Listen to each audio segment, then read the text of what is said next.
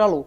Bruno, em 2020, o Ítalo Santos levou a Camilinha para um prostíbulo aqui em São Paulo, né? Uma casa de prostituição, gente. Uma criança de 12 anos. E o pai dessa criança procurou as autoridades, procurou o Conselho Tutelar, procurou todos os órgãos, né, que poderiam proteger a filha dele. Só que eu já fiz inúmeras críticas ao Conselho Tutelar de Cajazeiras e eu continuo com essas críticas. Porque como que deixaram, né? Mesmo com denúncias, eles falavam, a mãe deixou. Vocês sabem muito bem que a mãe autorizando a viagem com o Ítalo, ele levando em prostíbulo, a mãe e o Ítalo respondem juntos. Porque a mãe é a garantidora da criança, da integridade física dela, saúde física e mental. E o pai fez o papel dele de pai, de responsável, que estava indignado com a situação, que isso indigna qualquer um. Mas vocês não tomaram nenhuma providência, né? Então, vocês deixaram o Ítalo se criar por 5 anos, 6 anos aí, falando que os pais autorizavam. Poxa, vocês sabem que poderiam ter tomado outras medidas, mas eu entendo, né, que por medo, já que vocês são eleitos pelo povo e cumprem aquele mandato ali dentro do Conselho Tutelar. E assim, a Camilinha ontem deu uma entrevista aqui para a Record, para o Domingo Espetacular, aonde ela falou, na minha casa, né, meu pai bebia muito e batia na gente. Camilinha, eu sinto muito por tudo que você passou. Eu também passei por algo parecido. Infelizmente, isso é uma marca que você tem que fazer terapia para conseguir superar isso, sabe? Mas o seu pai, ele agiu com muita responsabilidade quando ele, dentro das limitações dele, dentro ali da violência dele, ele entendeu que aquilo não era bom para você. Ele queria que a filha dele crescesse e estudasse. A filha dele teve a infância violada e a adolescência violada por um marmanjo sem vergonha que você, né, falou na entrevista ontem. O que eu queria era um pai. E o Ítalo falou exatamente o que você queria ouvir aos 10, 12 anos, quando olhou para você e disse, eu vou ser o seu pai. O Ítalo não foi o seu pai. Ele foi um abusador. Ele corrompeu você, ele acabou com a sua inocência, ele acabou com a sua infância e com a sua adolescência. Talvez agora você ache, é por inveja, querem acabar comigo. O Estado, o Felca, os influenciadores e as pessoas, as boas pessoas ainda que existem na sociedade conseguem enxergar isso como uma anomalia, como um horror. Querem te proteger, Camilinha, porque você foi a maior vítima do Ítalo Santos.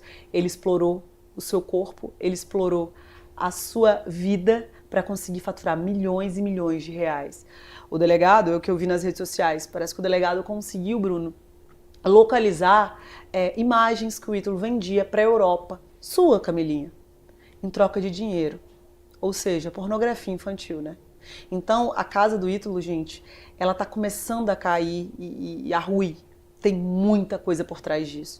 Tem coisas abomináveis. Porque para mim, colocar crianças seminuas dançando e vivendo como se fossem de férias com ex infantil já é uma atrocidade. Mas você, né, que escreve dança com 2 S, você viu aquilo, dançar não é crime? Com 2 S?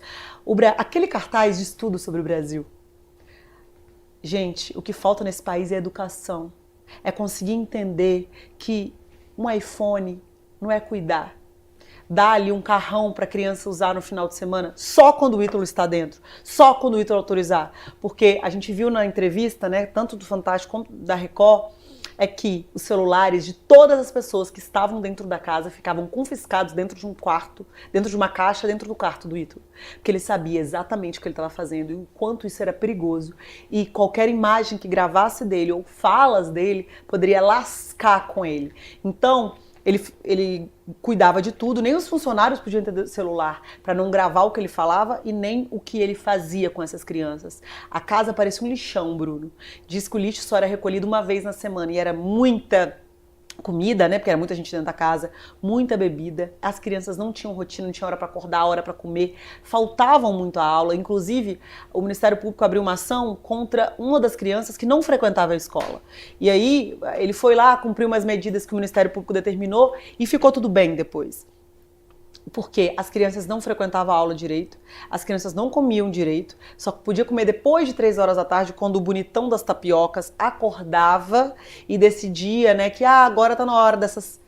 Eram escravos, né, Bruno? Isso aí dá pra ver que eles trabalhavam em situação análoga à escravidão. Ele ganhava milhões, a criança, parece que o salário era de R$2.000, Bruno. Acho que, né, o modus operandi cada vez vai ficando mais claro. que se tratava de uma seita, né? Não era uma família, não era uma empresa, era uma seita. Ele era ali o líder, né, daquela situação, e todos ficavam à mercê das vontades dele, ainda que as vontades dele sejam assim extremamente extravagantes, porque, né, é uma coisa assim que não entra na minha cabeça. Como é que você fala assim, ó, só podem se alimentar a partir do momento que eu estiver perto? Né, eu autorizo o horário das refeições, né, eu autorizo que as crianças possam fazer isso e aquilo. Então, né, acho que fica muito claro que existia assim, um sistema hierárquico perverso, né, na atuação do Ítalo Santos em relação a essas crianças e adolescentes. E assim, né, a investigação vai avançando, só que agora, a partir da denúncia do Felca, que aliás esteve aí final de semana participando do programa do Serginho Groisman, né, no Altas Horas, concedeu entrevista ao Fantástico e inclusive está sendo ameaçado de morte, né, pela rede de pedofilia, porque não é brincadeira, né? A partir do momento que nós demos, ainda que de forma tardia, tá, gente? Ninguém aqui tá batendo palmas, olha, parabéns. Isso é uma coisa que já deveria ter acontecido há muito tempo, né? Há muito tempo nós temos milhares e milhares de casos, escândalos e locais que são frequentados e administrados por rede de pedofilia, né? Um exemplo claro disso é a Ilha de Marajó, né? Que a ministra, a ex-ministra Damares, bateu nessa tecla há muito tempo e tiraram sarro dela, né? Então, já que o Felca foi um instrumento, né, de suma importância para que nós entrássemos nesse combate a essas redes de pedofilia, a gente não pode mais retroceder. A gente tem que ir. Camilinha acabou de postar um vídeo se pronunciando. Camilinha, inédito, meu Deus do céu, é isso. Obrigado, Bárbara, obrigado aí a toda a produção, né?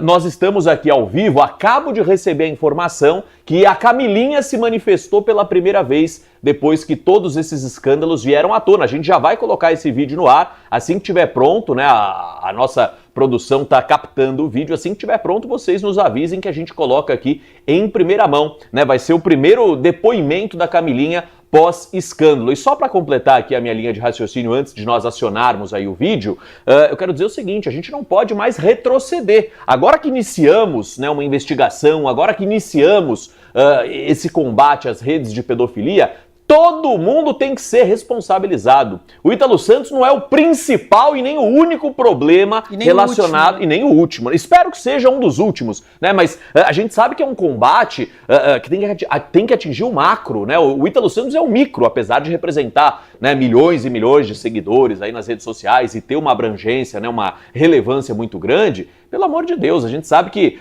existem casos como esses do Ítalo Santos aos montes aqui no Brasil. Então, por exemplo, você trouxe a informação aí que a Camilinha e outros menores de idade foram levados a prostíbulos aos 12 anos de idade. Né? Quer fazer uma investigação séria? Todo mundo tem que ser penalizado. Como é que uma casa de prostituição, né? Como é que um cabaré da vida aceita a presença? Né? Porque o cabaré paga os seus impostos, né? Não é ilegal no Brasil a prostituição, em outros países até é. No Brasil você pode ter ali, né?